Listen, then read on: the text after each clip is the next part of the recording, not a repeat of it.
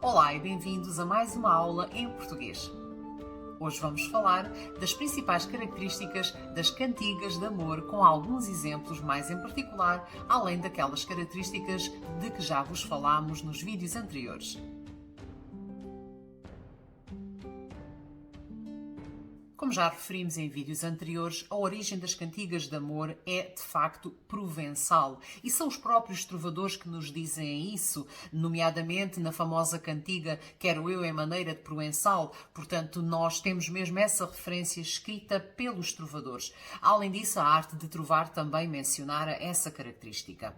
Como também já referi, esta influência provençal não era de estranhar, não só por causa das cruzadas, portanto, na vinda dos cavaleiros nobres e outros guerreiros para Portugal para combater contra os mouros, portanto, a questão dos cristãos que vinham lutar contra os mouros, também os casamentos entre as casas reais que acabavam por favorecer esta troca cultural. Depois também, por outro lado, a influência do clero. Eu já referi como toda a parte da cultura linguística e literária aqui da Idade Média, sobretudo nos primeiros séculos, está muito relacionada com o clero e até mesmo essa questão pode ter influenciado e ter trazido características então da cultura provençal. Depois, e também relacionado com a Igreja, as peregrinações. Pensem, por exemplo, na peregrinação a Santiago da Compostela, que poderia trazer àquela zona pessoas de toda a Europa e acabar por, obviamente, vindo das pessoas, vêm também traços culturais. As características temáticas das cantigas de amor são muito fáceis de entender. Temos o trovador, a figura masculina, portanto o sujeito de enunciação masculino, nunca se esqueçam disso, que está profundamente enamorado, apaixonado por uma mulher de uma classe social normalmente sempre elevada e que por isso mesmo vai rejeitar aquele amor. E o trovador muitas das vezes queixa-se à própria mulher por ela não retribuir o seu amor, queixa-se ao próprio amor que o faz sofrer e temos aqui a presença daquela expressão de que também já vos falei anteriormente, da coita de amor. Portanto, a cantiga de amor tipicamente é uma cantiga em que há sofrimento por amor. E essa é uma característica muito importante e que vai até ser retomada por outros poetas muito mais à frente. Outra expressão a que vocês também têm de se habituar é a questão da vassalagem amorosa, porque de facto a mulher, essa mulher de uma classe social mais elevada, é vista como a dita suzerana. Portanto, lembrem-se que eu vos falei da questão do feudalismo e, portanto, haver um suzerano e os seus vassalos. Ora, isso passa aqui também para a cantiga de amor. E então a mulher de facto é vista como a suzerana a quem o homem deve vassalagem. Portanto, tudo o que a mulher quiser, o homem faz. É essa relação de total submissão à vontade da figura feminina. É claro que esta mulher é sempre descrita de uma forma perfeita. Portanto, linda, formosa, bela, inacessível, sim, num ambiente tipicamente palaciano, cortês, portanto, uma classe social mais elevada. Lembrem-se também como os próprios trovadores muitas das vezes estavam associados à classe da nobreza. Portanto, não é de estranhar esse ambiente diferente das cantigas de amigo, que eram de um ambiente mais popular. Temos por isso mesmo esse ideal do amor cortês, portanto esse amor que se desenvolve com regras muito específicas de que já vamos falar e que se promove e desenvolve então também neste ambiente da corte. De referir que as cantigas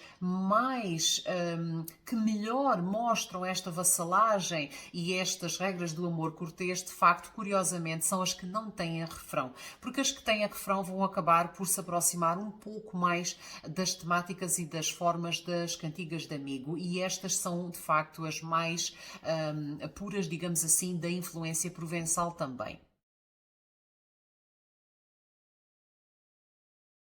Quais são então algumas dessas ditas regras do amor cortês? Primeiro que tudo, lembrem-se que o amor cortês vai inverter a ordem natural das coisas, porque normalmente, e muito em particular nesta época em que as cantigas de amor se desenvolvem, deveria ser o homem a mandar na relação. Portanto, era a mulher a que se devia submeter à vontade do homem. Mas aqui, nas regras do amor cortês, vamos ter então exatamente o oposto. Portanto, a mulher é que é a suzerana e o homem é que é o vassalo e não o inverso.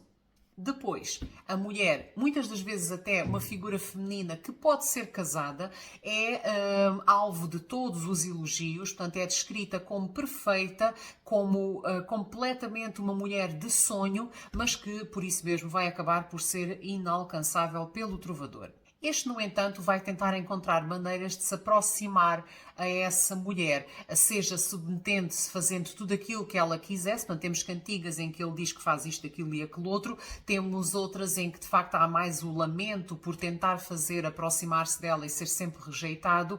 Agora, ele tem sempre que se controlar, porque, acima de tudo, e o mais importante, era manter a reputação da dama. Mesmo por isso, uma das regras do amor cortês era o anonimato da figura feminina. Nunca na vida se poderia revelar de que mulher se estava a falar, porque isso seria completamente escandaloso e totalmente contra as regras daquela vassalagem amorosa em que a mulher estava como que num pedestal que é totalmente admirada e venerada.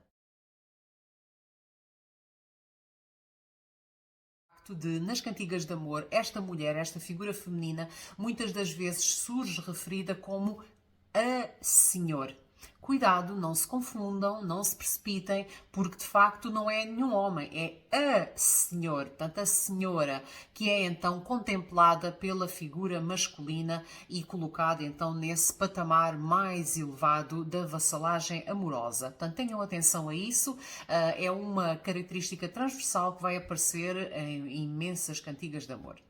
É claro que este amor cortês, definido desta maneira, acaba por ser quase que aquilo que nós vamos chamar hoje em dia de um amor platónico, porque, de facto, pensem, temos o trovador que muitas das vezes é apaixonado ou mostra-se apaixonado naquela cantiga por uma mulher casada ou por uma mulher do estatuto social verdadeiramente superior ao dele e por isso mesmo não seria credível que eles ficassem alguma vez juntos. E por isso essa ansiedade e esse sofrimento que vem da coita de amor acaba por estar logo à partida como inerente. Portanto, aquele amor está condenado desde o seu início. Isso não significa que o trovador não se entregue a ele, porque era algo maior do que a sua própria vontade. Portanto, tenham atenção também a esta característica, porque este amor, obviamente, sendo inacessível, é quase sempre uma pura ficção da parte do trovador.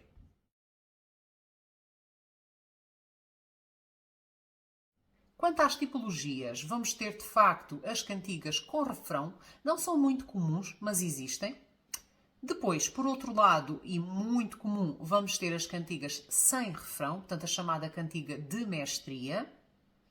Vamos também ter cantigas com uma finda. Uma finda são cerca de 2, 3 versos no máximo, que estão separadas, portanto aquela estrofe está separada da estrofe anterior e acaba por funcionar como uma espécie de conclusão. Depois, não confundir, temos também a atafinda, em que as estrofes aparecem ligadas entre si por conjunções.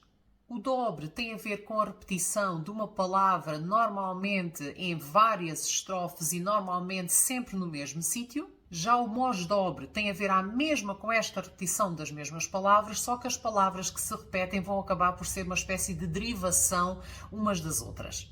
A palavra perduda tem muito a ver com aquilo que nós hoje em dia chamamos um verso sem rima, portanto é um verso que não tem outro com que rimar. Já o discordo é um tipo de cantiga de amor muito livre. Normalmente as cantigas de amor vocês vão reparar que são muito certinhas no que diz respeito à rima e ao tipo de estrofes, e aqui no discordo essa obrigatoriedade, essa certeza, linearidade da rima, da métrica e afins acabam por não estar tão evidentes ou não estarem mesmo presentes. Já o pranto é uma cantiga marcada sobretudo por um tom lamentativo e atenção, tal como também aparece noutros géneros, portanto pode aparecer também nas cantigas de escárnio e maldizer, por exemplo, tem a ver então com uma ligação de uma cantiga feita por dois trovadores, em que eles acabam por interagir e se confrontar um com o outro.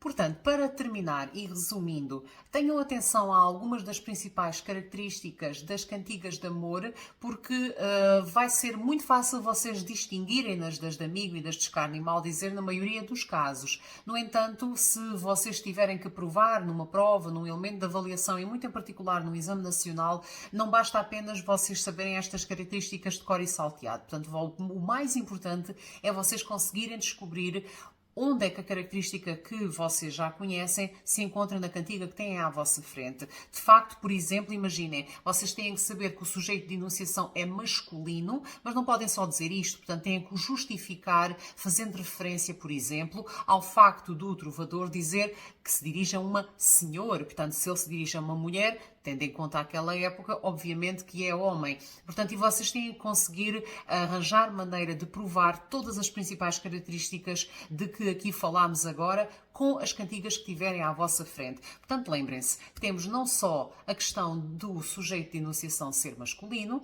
temos também a questão da vassalagem amorosa, portanto, o trovador que se submete àquela mulher que é encarada como um suzerano a quem ele deve uma vassalagem. Depois, o acoita de amor, portanto, esse sofrimento de amor que pode, inclusive, aos olhos do trovador, levar à morte, porque não é correspondido aquele amor. Temos muitas outras características, nomeadamente a caracterização da mulher como uma mulher de um estatuto social mais elevado e, portanto, inalcançável. Também o próprio ambiente ser um ambiente mais palaciano, mais cortês. Portanto, reparem, vocês têm aqui uma panóplia de características que não são assim tantas, no entanto, mas que o mais importante e mais importante que as saberem de cor e salteado é conseguirem reconhecerem e identificarem essas características no texto que tiverem à vossa frente. Portanto, nunca se esqueçam de justificar, fazer apelo à leitura dos textos e à sua exploração para justificar estas características. Se fizerem isso, vão conseguir sempre obter bons resultados. As características das cantigas de amor são muito fáceis, os textos podem ser mais densos do que as cantigas de amigo, no entanto, as temáticas vão acabar por se ir repetindo e variando, portanto, é uma questão de trabalharem um pouco. Obrigada pela vossa atenção e até uma próxima aula em português.